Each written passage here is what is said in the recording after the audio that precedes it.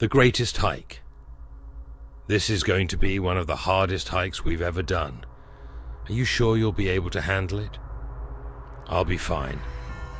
All right then, sounds good. 3 weeks later, they boarded a flight from Pennsylvania to Arizona. The journey was long but uneventful, giving them plenty of time to mentally prepare for what lay ahead. Once they arrived in Arizona, they picked up a rental car and drove straight to the Grand Canyon. As they parked and unpacked their gear, one of them pointed down a steep, dusty trail, snaking into the canyon. That's our trail. If we start here and follow this path, we should reach the Colorado River by evening, where we can refill our water and set up camp. Looks tough, but I don't think we'll have too much trouble. And so, the two hikers ventured along the trail, descending deeper into the canyon, their path framed by towering cliffs on either side. Hours passed under the intense sun, and the heat began to take its toll. Man, it's brutal out here. I'm getting pretty thirsty. Take a sip, but don't drink too much. We'll need to ration until we reach the river. He took a long swig, struggling to stop until his water bottle was empty. It's all right, I've got more. Just really needed that. All right, as long as you're good. They continued down the narrow, winding trail, passing sharp turns and narrow ledges, until they stumbled upon the entrance to an old uranium mine. Dark, cool, and inviting. Maybe we can wait out the sun in there, one suggested, shielding his face. I'm roasting out here. Good idea. Inside, they sat on the dusty ground just within the mouth of the mine, savoring the reprieve from the relentless heat. Both of the men were more exhausted than they thought, one after the other taking a nap. Outside, the sky transformed into a vivid orange as the sun dipped toward the horizon, casting long shadows. One of them was suddenly jolted awake by a strange noise echoing through the mine. Huh? What was that? He listened. Then he listened just a little more intently. Something screams deep inside of the mine. But it doesn't sound human. He nudged his friend. Hey, wake up! But he didn't respond. After a few more shakes, his friend finally stirred. What's wrong? Are you... He was cut off. I heard something. A weird groaning or screaming sound, like it was coming from deeper inside. Deeper in the mine. Yeah. All right, let's get out of here and press on toward the river. They quickly packed up, leaving 2 of their empty water bottles at the mine entrance to save space in their bags. As they stepped out into the cooling evening air, one of them joked, "At least it's not so hot anymore. I was starting to think we'd cook down here." I know, right? That would have been a terrible way to go.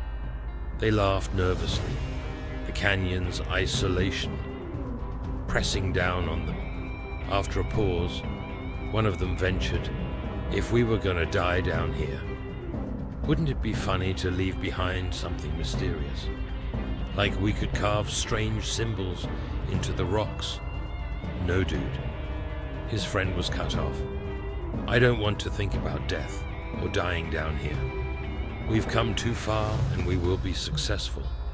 We will make it to the Colorado River. He continues as he flails his hands. We will pick up rocks as souvenirs, drink cool river water. We will... His thought was cut short by a sudden thud behind them. They spun around, finding an empty water bottle lying on the ground. They stared at each other. Is that yours? One asked. It looks like mine, yeah. But we left the empties back at the mine. Maybe it just rolled down from somewhere above. Before they could finish the thought, another bottle hit one of them, square on the head, and clattered to the ground. What the hell? He muttered, rubbing his head. Did that come from above? No, I saw it. It came from over there.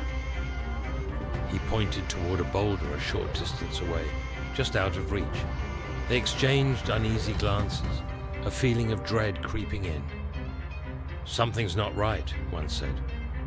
It's like we're being followed." His friend hesitated, then nodded. "I feel it too, but we've come so far. We're close to the river." "I don't know, man. Do we really want to keep pressing on?" "I don't want to panic, but this is getting weird, and I might need panicking." "Look, let's just keep going. It could be anything. A person, maybe. And if anyone tries anything, I've got this." He reached into his bag and pulled out a pistol, holding it up. His friend visibly relaxed. "All right, we'll keep going." The night was falling fast, and after a few more turns, they finally heard the faint rush of water, rounding a final bend. They caught sight of the Colorado River snaking far below, silver and glistening in the dim light. "There it is," one said, pointing. "We made it. Let's find a place to camp for the night." They set up their tents near a boulder, hoping it would provide shade when the sun rose again. After a while, they managed to get a fire going, using a log they'd packed for just this purpose. As they skewered hot dogs using some sticks that they ventured around the camp to find, they held them over the flames, and they reflected on the day's strange events. "That was weird earlier, wasn't it?" one of them said, glancing over his shoulder. "Those bottles following us?" His friend nodded slowly. "Yeah, and the sounds back in the mine. I woke you up because it freaked me out." "Then why didn't we turn back, dude?" His friend shrugged, fidgeting with the stick in his hand. "If something was really after us, don't you think it would have done something by now?" "Maybe. Or maybe it's just waiting. After all, that's Stalker 101, isn't it? To stalk its prey before committing to the kill." He stared into the fire, his expression dark, but he had a thought. "Did you have your gun?" His friend patted his bag. "Yeah, it's right here. I showed you." "We didn't bring our bags with us when we went to find sticks to skewer these hot dogs." "You don't have your gun," he said so confidently, as his friend opened the bag. To reassure himself, his face dropped. "Wait, it's gone." "I knew it," he responded. He emptied his bag onto the ground. Nothing. No gun, no extra water, not even the flashlight he'd packed. They stared at each other, dread building between them. A sound interrupted their thoughts, a series of footsteps, slow and deliberate, approaching from the darkness. They froze, their breaths shallow. One of them shouted into the night, "Who's there? Show yourself!" A guttural response echoed back, but in a language they didn't recognize. They could barely make out words, distorted and inhuman. Their blood ran cold as more voices joined in from all directions, forming an ominous, incomprehensible chorus round them. The distorted voices surrounded them, whispering and hissing in a language neither could understand. They stumbled backward, trying to make sense of the sounds filling the night. One of the men raised his voice, desperately. "Who are you? What do you want?"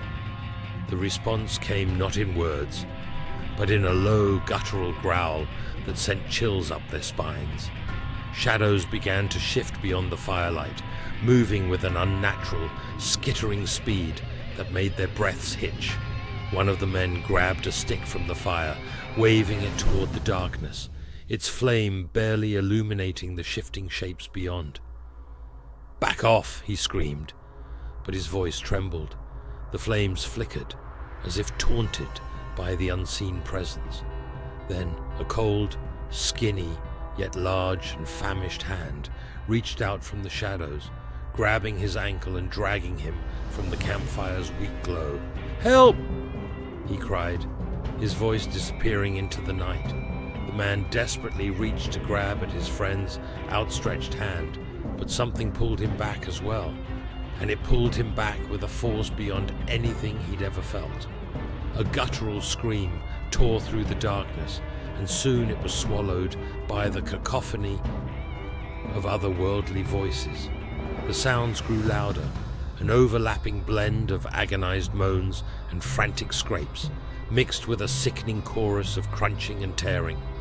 And just as suddenly as it began, the night grew silent once more, save for the faint trickle of the river far below and the dimming light of the fire they left behind. Missing persons report. On October 10th, 2 hikers, identified as John Doe and David D., were reported missing after failing to return from a trek into the Grand Canyon.